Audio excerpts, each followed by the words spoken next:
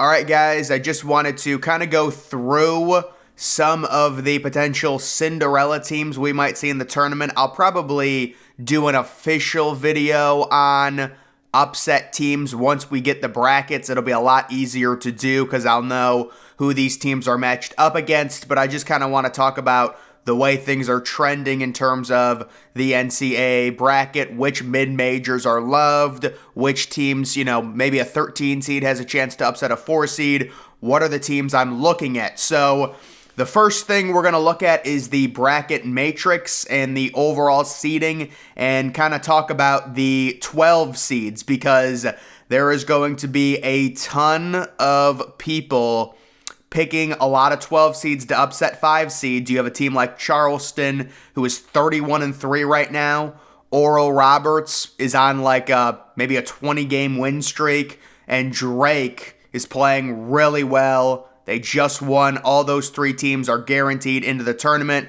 I think whoever wins the A10 is going to be kind of the team that nobody picks to beat the 5. But I mean, if you're talking about a matchup of Oral Roberts versus Miami in a 12v5 game, I genuinely think that most people who do the, tournament challenges and stuff like that, I think Oral Roberts might be picked 60% of the time. We're seeing more and more of that where people are really obsessing over the 12-5. Now, my initial opinion on this, one of the 12s is going to win for sure. You're just playing Russian roulette on who you think it is because the idea that you're going to pick Charleston, Oral Roberts, and Drake all to upset the 5s, you're not going to want to do that. But I would say pick 2 upsets among 12s. If you like Oral Roberts and Drake, pick them.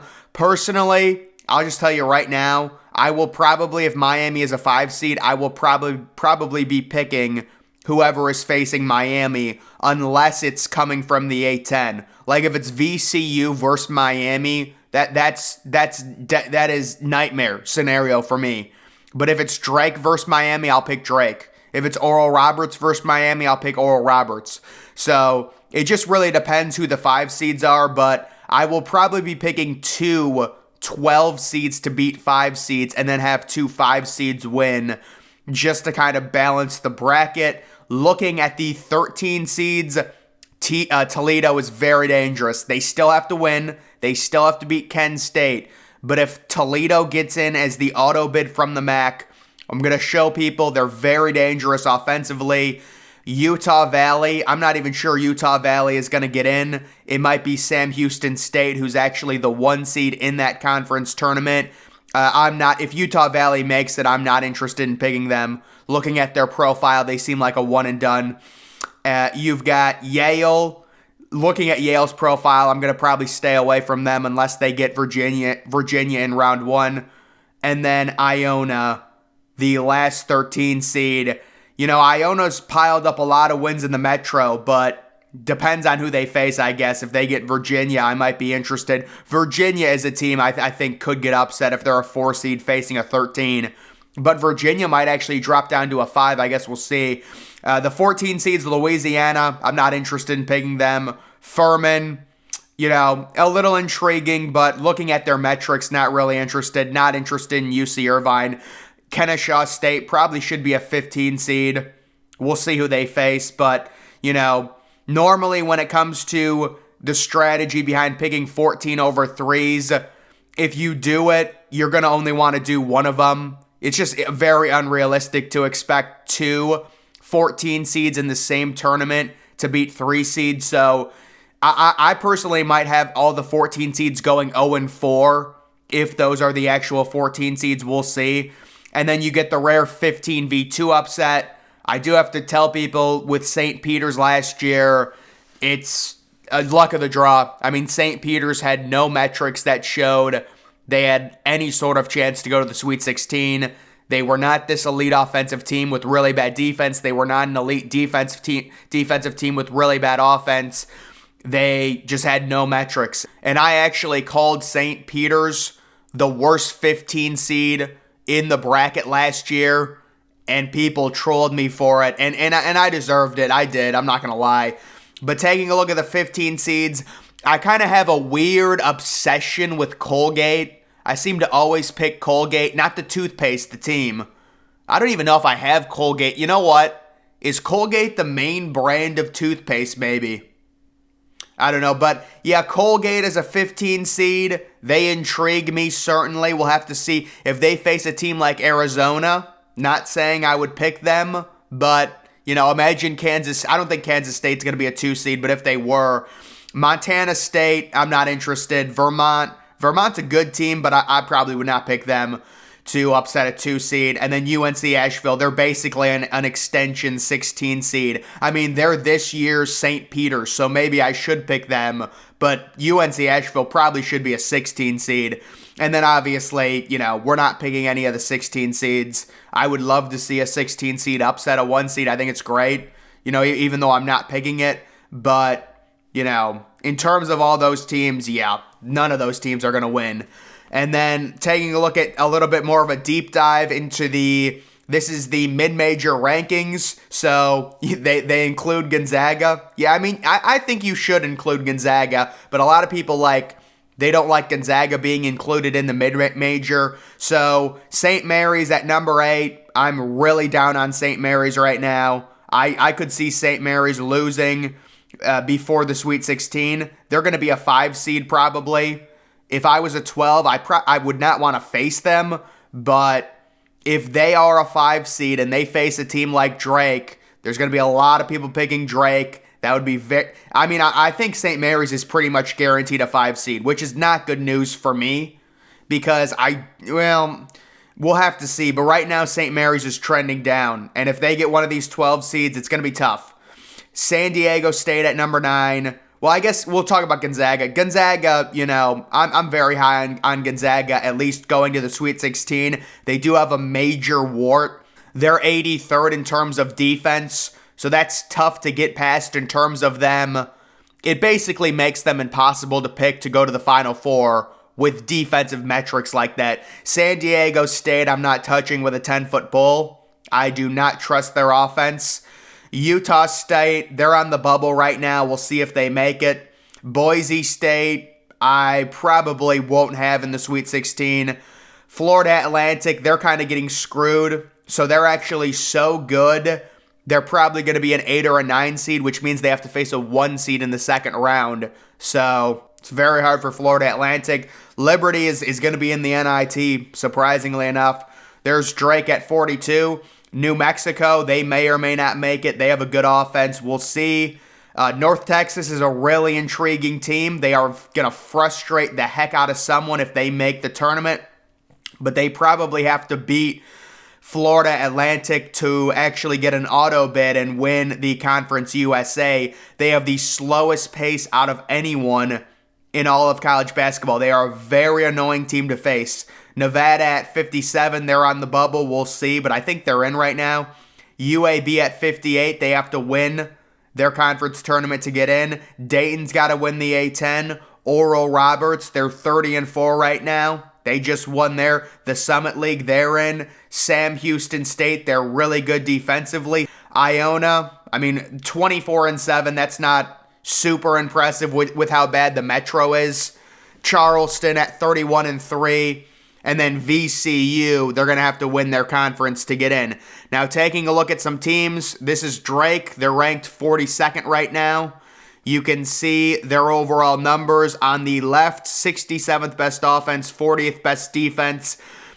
Pretty standard stuff. They're listed right now, right on the 12 line. The seed is 11.9, which is basically 12. And then taking a look at their overall season, the overall breakdown on it, they did lose to Bradley, but then they came back in the conference championship and then beat Bradley by 26 and had an 100 game score. So they've had 2 straight really good game scores of a 94 and 100. And if you look on the far right, you can see all those green game scores later in the season. This is a team that's hot right now going into their tournament.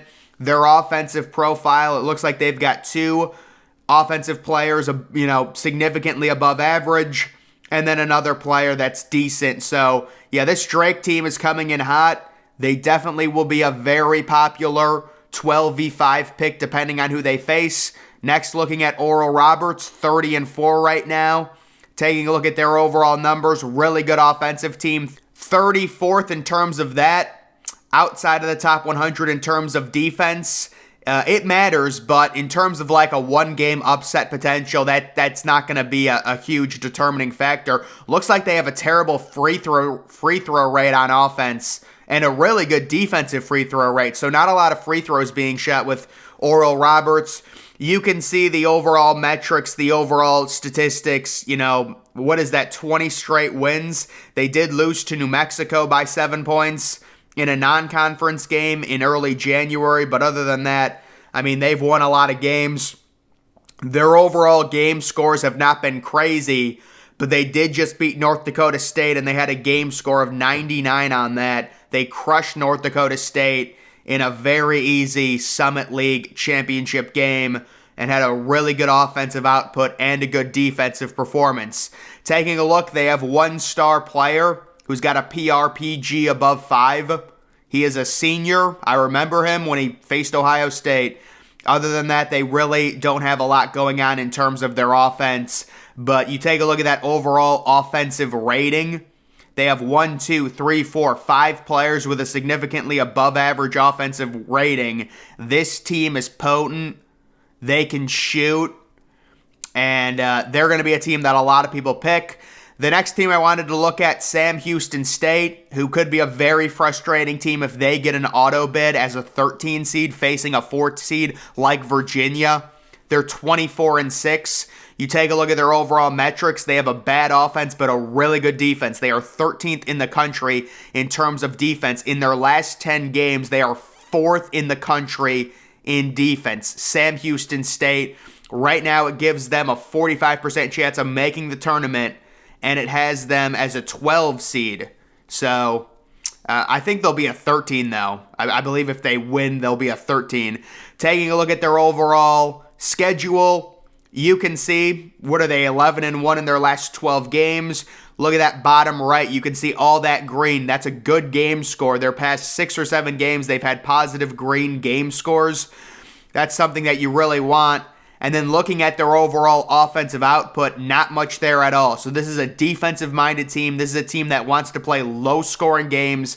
Sam Houston State is a really interesting team to watch. And then North Texas. They would have to win, again, Conference USA. They would have to win some hard games. But the thing with North Texas, look at the bottom left, adjusted tempo. 363 out of 363. They are the slowest paced team. They are going to frustrate the living hell out of someone if they make it to the tournament, and it would be pretty crazy to watch that. I would not want to face that team in the tournament. And then Toledo. They have to win the MAC. We will see if they do. But Toledo's offensive numbers, they have a top 10 offense in college basketball. They have a really bad defense. No one's disputing that. But the issue you get if Toledo is in as a 13 seed and they face a team like Virginia, I will tell you right now, I will pick Toledo 100%. Right now, I will pick Toledo to beat Virginia because of the offensive profile against a team like Virginia. It's really Virginia can't keep up offensively. They're not that great offensively themselves, and they play at a really slow pace. So let's say Toledo shoots the ball really well. They're second in terms of three-point field goal percentage at 41%. They start making threes. They're 7 of 11 from 3. They're up by 12 points. What is Virginia going to do to come back and win that game? That has upset written all over it. Taking a look at their offensive output the past 4 games, it's been bright green. They do have to win their conference, right? Toledo does. They might lose to Kent State in the MAC championship. Kent State's a more defensive-minded team, but they are interesting. Taking a look at more mid-major rankings, you can see there is Kent State. They're inside the top 50 in terms of defense. They are the 2 seed in that tournament. There's Louisiana. They're in the tournament, but I'm probably not going to be picking them. Marshall, they'll probably be in the NIT or the CBI. Other teams, South Alabama had a nice run there, but they're not going to make anything. There's Furman, really intriguing offense, but we'll have to see who Furman faces. UC Irvine, not interested. Vermont, probably not interested. Montana State, if they're a 15 seed, not interested. Other teams there, there's Colgate, decent on offense, as a 15 seed, maybe a little intriguing. But this is just kind of a preview of potential Cinderella teams that we could see, depending on how frustrating they could be. It seems like there's a battle, at least with me, to where it's like, okay, do you take a shot with a 15 seed in the Sweet 16, or is it too good to be true? That's the battle you have to think, because it happened last year. Is it going to happen this year? Do you go with a 14 seed to the Sweet 16? It's going to be one of these lower seeds. Maybe it is Colgate's year, Maybe it's Vermont's year. They keep winning. They keep going to the tournament. A team like Toledo from the MAC. We see MAC teams have these crazy runs. It's happened before. Who's it going to be? And then which 12 seed are we going to have going probably to the Sweet 16? Is it Charleston? Is it Drake? Everyone's going to be picking these teams. It's just Russian roulette and hoping you pick the right one. But guys, that's going to do it for this video. Make sure you're following me on Twitter. Link to that's always in the description. I'm, of course, the Depressed Ginger. Thank you for watching.